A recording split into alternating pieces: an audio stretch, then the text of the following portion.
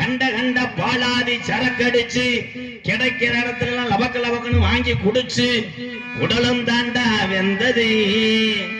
தொடர்ந்து 20 வருஷமா பொண்டாட்டி உள்ளையே பெத்த தாய் தப்ப அண்ணன் தம்பி சொந்த வந்தமெல்லாம் தேவையில்லை, இந்த மது மட்டும் நமக்கு போதும்.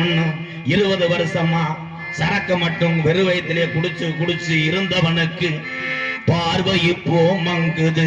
ஆடு வச்சிருந்தேன் மாடு வச்சிருந்தேன் 50 செம்பரி ஆடு வச்சிருந்தேன்